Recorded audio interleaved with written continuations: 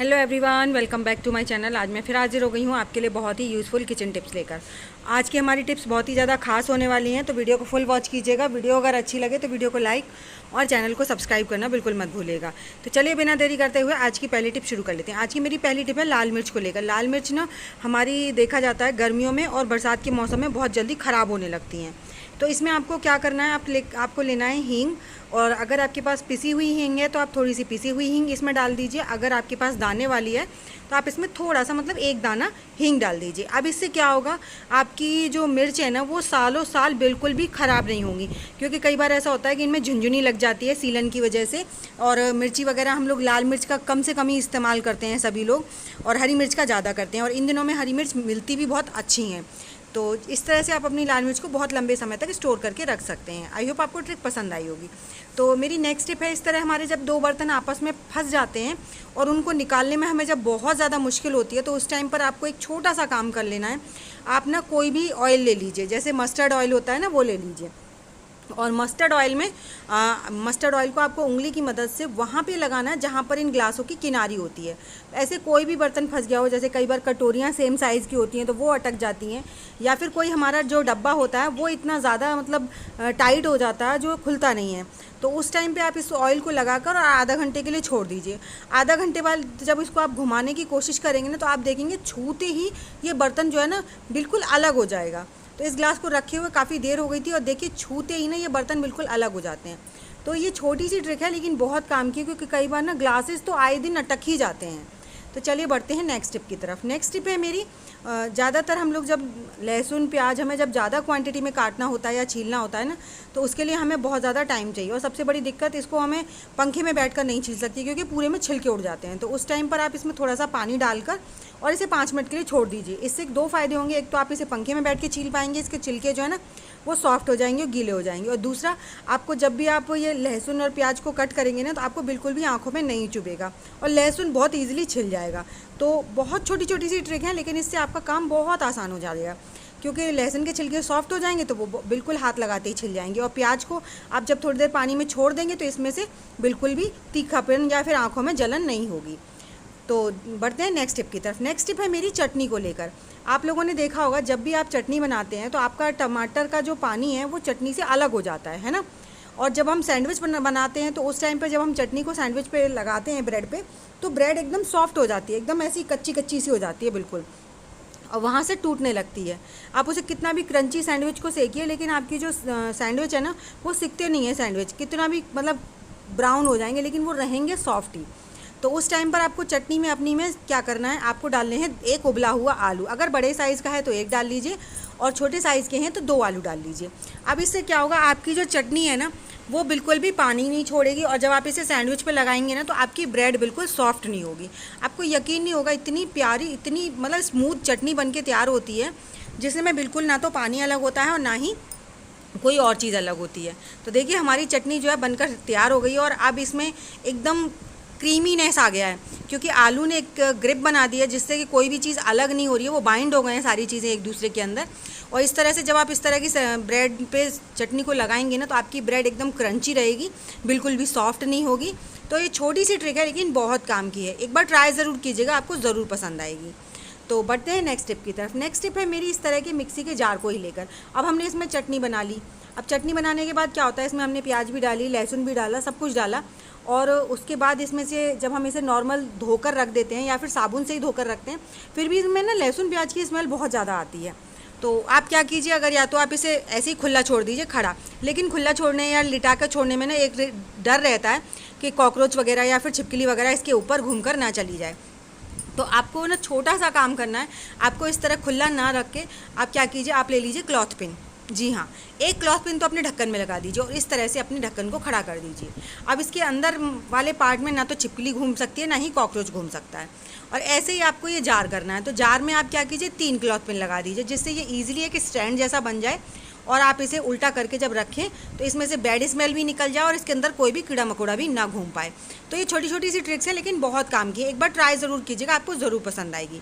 चलिए बढ़ते हैं नेक्स्ट टिप की तरफ। नेक्स्ट टिप है मेरी जो इस तरह के हमारे किचन में या फिर कहीं पर भी स्विच बोर्ड लगे होते हैं उनको लेकर, स्पेशली किचन एरिया का। किचन एरिया का ना इतना चिपचिपा और इतना गंदा हो जाता है, उसको साफ़ करने के लिए अब हम इसमें पानी का इस्तेमाल तो कर नहीं सकते, तो हम यहाँ पर लेंगे कॉटन और साथ ही साथ कॉटन के हम लेंगे थोड़ी सी वैसलीन पेट्रोलियम जेली। जी हाँ, इसी की मदद से ना हम अपने जार को साफ़ करेंगे। और ध्यान रखिएगा वैसलीन पेट्रोलियम जेली आपको डायरेक्ट स्विच पर नहीं लगानी है। आपको क्या करना है, वैसलीन को पहले आप निकालिए और उसके बाद थोड़ी सी कॉटन पर लगा लीजिए और कॉटन पर अच्छे से उसे फैला लीजिए। अगर आप डायरेक्ट स्विच पे लगाएंगे तो आपने देखा होगा वैसलीन में आग बहुत जल्दी लगती है। इस चीज़ का बहुत ज़्यादा ध्यान रखना है आपको। डायरेक्ट कभी भी गलती से भी स्विच बोर्ड पर वैसलीन नहीं लगानी है, क्योंकि किसी भी टाइम अगर स्विच बोर्ड में ज़रा सी चिंगारी उठेगी तो ये आग पकड़ लेगी जो हमारी कॉटन है। तो बस अब आप इसको ईजिली साफ़ कर सकते हैं। कितना भी चिकना या फिर गंदा जार वो आपका लगा हुआ हो ना इस पर स्विच बोर्ड पे गंदगी बहुत आसानी से साफ़ हो जाती है। तो ये छोटी छोटी सी ट्रिक्स हैं लेकिन बहुत काम की हैं और इससे आपको ना तो डर जलने का डर लगेगा ना करंट का लगेगा, क्योंकि हमने कॉटन इसीलिए ज़्यादा क्वांटिटी में ली है।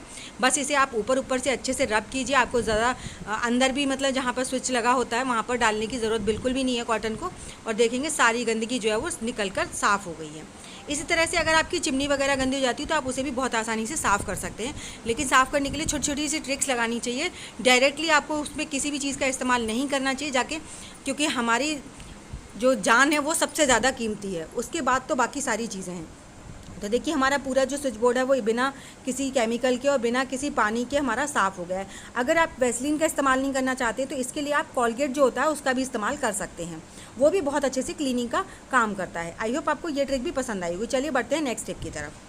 नेक्स्ट आइडिया ये हम सबके लिए होने वाला है। तो यहाँ पर मैंने जो बड़ी वाली टेप होती है ना वो ले रखी है, और इस टेप को हम अपना एक फ़ोन स्टैंड के रूप में यूज़ करने वाले हैं, क्योंकि जब भी हम किचन वगैरह में काम करते हैं तो हमारा भी मन करता है थोड़ा सा हम कुछ देखें एंटरटेनमेंट के लिए। तो उस टाइम पर आप कहीं पर भी फ़ोन को रखते हैं तो बहुत ज़्यादा स्लिप होता है। तो उस टाइम पर आपको क्या करना है, आपको फ़ोन ना इस तरह जो भी आपके पास बड़ी वाली टेप वगैरह होती है ना तो उसमें आप लगा कर रख दीजिए। इसको मतलब लगाना भी आसान है और बहुत ही ज़्यादा सेफ़ है, क्योंकि ये इतनी ज़्यादा बड़ी होती है और काफ़ी भारी होती है। तो ना तो फ़ोन गिरता है ना ही इसमें से मतलब हमारा फ़ोन स्लिप होता है। बहुत ही स्ट्रॉन्ग ग्रिप के साथ ही हमारा फ़ोन रखा रहता है, और हमें भी मतलब क्योंकि हमें तो अपने लिए एक्स्ट्रा टाइम ऐसे ही निकालना पड़ता है। तो छोटी सी ट्रिक है, आई होप आपको पसंद आएगी। चलिए बढ़ते हैं नेक्स्ट टिप की तरफ। नेक्स्ट टिप है मेरी इस तरह के जो पाउडर के डब्बे होते हैं उनको लेकर। इस तरह के छोटे छोटे जो पाउडर के डब्बे होते हैं ना, मैं इनका ऑर्गेनाइज़र बनाती हूँ हमेशा, मैं कभी भी नहीं फेंकती हूँ। तो यहाँ पर मैंने इस पाउडर के डब्बे को भी कट कर लिया, इसका जो ऊपर का रैपर था। उसके बाद हम इसमें करेंगे 6 होल ऊपर और 6 होल नीचे। और कहाँ पर करेंगे, जैसे ये हमारे ये वाले पार्ट्स हैं ना पतले वाले, ऐसे यहाँ पर भी 6 करेंगे और 6 ही हमें दूसरी साइड करने हैं। तो इसी तरीके से हम इसमें कोई भी गर्म चीज़ की मदद से होल्स कर लेते हैं। होल्स करने के बाद हमने इसका एक साइड से इस तरीके से कट भी लगा लिया है, ताकि हमें इस ऑर्गेनाइज़र को बनाने में थोड़ा सा आसानी रहे। तो यहाँ पर देख लीजिए मैंने 6 ऊपर और 6 नीचे होल कर लिए हैं, और जो ऊपर वाले हैं थोड़ा पास पास किए हैं और नीचे वाले थोड़ा दूर दूर किए हैं। अब इसको सेट करने के लिए हमें यहाँ पर चाहिए इस तरह का जो एल्युमिनियम का वायर होता है वो। अगर आपके पास मेटल की चूड़ी है तो आप मेटल की चूड़ी भी ले सकते हैं 3। तो यहाँ पर मैं इसको 3 बनाने वाली हूँ, 3 दूनी 6, मतलब 6 हमें चाहिए। तो उसके लिए हम 3 बड़े बड़े तार काट लेंगे। जितनी बड़ी एक मेटल की चूड़ी होती है ना उतने के अंदाज से हमें 3 तार कट कर लेने हैं, और तीनों तारों को हम अलग अलग कर देंगे। जैसे हमने ये नाप ले लिया है, अब इन तीनों तारों को हम बिल्कुल अलग अलग कर देंगे। अलग अलग करने के बाद में जहाँ पर हमने पास पास होल किए हैं, दूर दूर नहीं, जहाँ से हमने पास पास किए हैं वहाँ से हमें ये जो वायर है इसको बिल्कुल यू शेप देनी है, और उसके बाद इसके अंदर कर देना है। देखिए कुछ इस तरीके से हमें इस तरीके से फोल्ड कर लेना है, और जहाँ से हमारा इसका छोटा हिस्सा है वहाँ से हमें इसके अंदर इस तरीके से डालना है, और जो जहाँ पर चौड़ाई वाला हिस्सा है वहाँ से हमें इन्हें निकालना है।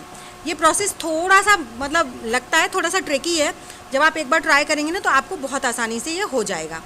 तो इस तरीके से अगर आपके होल्स थोड़े बहुत छोटे लग रहे हैं तो उसे एडजस्ट करके आप इसके अंदर डाल दीजिए। और डालने के बाद ये ना हमारा एक बहुत अच्छे से आप बोलें तो इसे मल्टीपर्पज़ यूज़ कर सकते हैं। तो इसी तरीके से मैं तीनों जगह से इनको वायर को डाल दूंगी, और देखिए कुछ इस तरीके से हमने डाल देने हैं। जो बीच वाला है उसे थोड़ा सा ऊंचा रखना है, और जो साइड वाले हैं उन्हें हमें बिल्कुल नीचा कर देना है, कुछ इस तरह से। तो देखिए हमने ये बिल्कुल बढ़िया तरीके से सेट कर लिया। अब इन्हें आप थोड़ा सा ऊपर से फोल्ड कर दीजिए, इसे हैंगर का रूप दे दीजिए, ये हमने एक हैंगर बनाकर तैयार किया है, जो कि हमने बिल्कुल ज़ीरो कॉस्ट में बनाया है। और अभी नहीं, इसे हम थोड़ा सा डेकोरेट करेंगे जिससे ये देखने में भी काफ़ी खूबसूरत लगेगा। और इसको आप कहीं पर भी यूज़ कर सकते हैं, चाहे अपने किचन में कीजिए, बाथरूम में कीजिए, या फिर अपने छोटे छोटे जो कपड़े होते हैं भगवान जी के, उनको सुखाने के लिए कीजिए। और अब इसको, अभी ये हमारा पूरा बनकर तैयार नहीं हुआ है, हमने यहाँ पर वॉलपेपर लिया है। इसे वॉलपेपर की मदद से ऊपर से इसे कवर कर लेंगे ताकि ये देखने में भी सुंदर लगे। तो यहाँ पर मैंने ये वॉलपेपर लिया। अगर आपके पास वॉलपेपर नहीं है तो आप कोई भी बच्चों की ड्राइंग वगैरह से या फिर किसी भी कलर से कुछ भी डेकोरेट कर सकते हैं या लिख सकते हैं, या फिर इस तरह से आप ऐसे भी यूज़ कर सकते हैं। तो ये छोटे छोटे सी ट्रिक्स हैं लेकिन बहुत काम की। तो मैंने यहाँ पर इसे किचन में यूज़ किया है और देखिए काफ़ी सुंदर है और काफ़ी मजबूत है, क्योंकि हम इसे जब बीच से यहाँ पर हैंग कर देंगे ना, तो इसके बाद ये इसमें मतलब गिरने का या टूटने का तो कोई चांस ही नहीं है, क्योंकि ये वायर इतना ज़्यादा मजबूत होता है। इस पर कितना भी आप लोड डालिए कोई प्रॉब्लम नहीं होती है इसे मतलब बनाने में, ना ही इसको यूज़ करने में।